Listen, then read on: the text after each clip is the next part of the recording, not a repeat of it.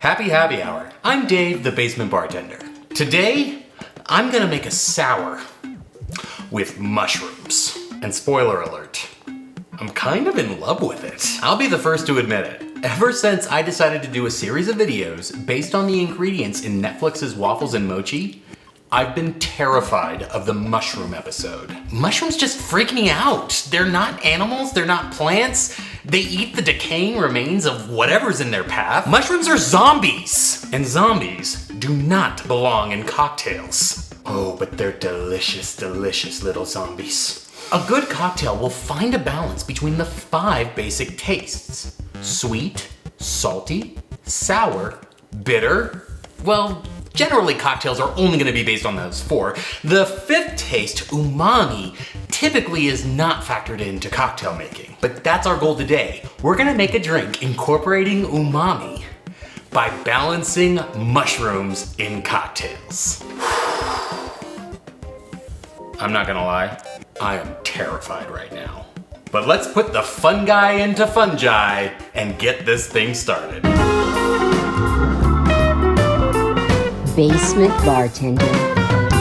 A sour is one of the original families of drinks described in the 1862 book, How to Mix Drinks, by the father of American mixology, Jerry Thomas. The drink incorporates a base spirit, maybe gin, whiskey, pisco, an acid such as lemon juice or lime juice, and a sweetener like a simple syrup or orgeat. Egg whites or substitutes such as aquafaba, which is the liquid left over after cooking chickpeas, that's often included, but it's not a requirement. If you don't want your drink to have a rich, velvety, luscious mouthfeel, then yeah, sure, leave it out. It's not a requirement. So how can we tweak a sour to incorporate such a strong flavor like mushroom? In my herbs and spices video, I talked about incorporating herbal liqueurs such as D.O.M. Benedictine. Liqueurs add sweetness as well as a plethora of flavor. You know, the kind of flavors that you might find in the woods, where zombies can eat them.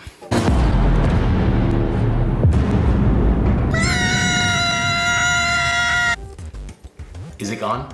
I want to keep this drink fairly simple and let mushroom be the dominant flavor, so I'm going to use vodka as the base spirit. I tend to use vodka as the base for my infusions and liqueurs, but don't generally make cocktails with it straight. But in this scenario, I think it's the best choice. And now the mushroom issue. How do we get mushroom in liquid form? Well, fortunately, commercial products do that for us. Truffle oil is an ingredient that will impart the aroma and flavor of truffles without, the hassle of working with truffles. Don't get me wrong, truffles are delicious and I would love to work with them, but let's face it, I ain't exactly monetized yet.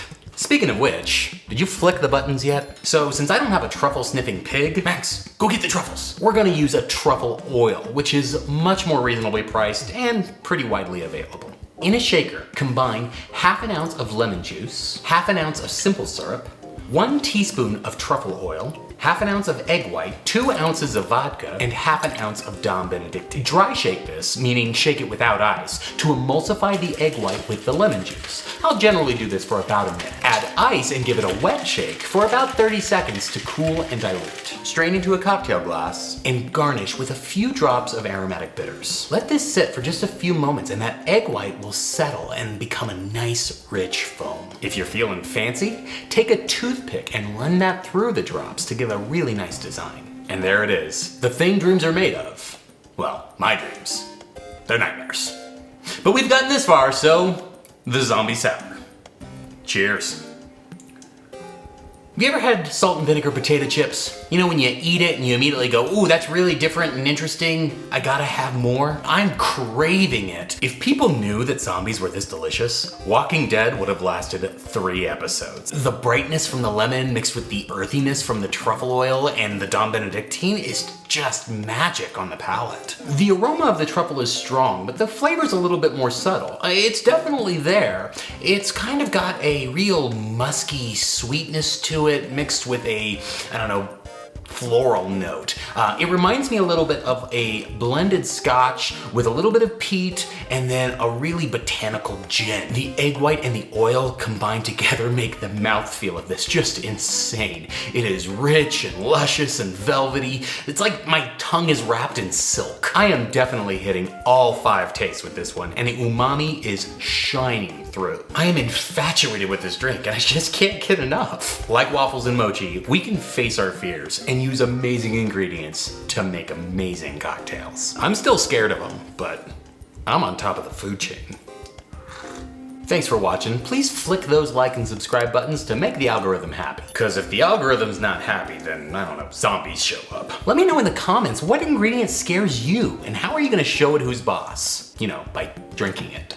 Hey, stay out of there. There's no truffles in there. Check out some more of my videos by clicking right over here. Here's one that I think you'll like, and here's one that YouTube thinks you'll like. Let's find out who knows you better. Me, a guy on the internet you've never met, or a robot who knows way too much about you. All of a sudden, I'm much less afraid of zombies.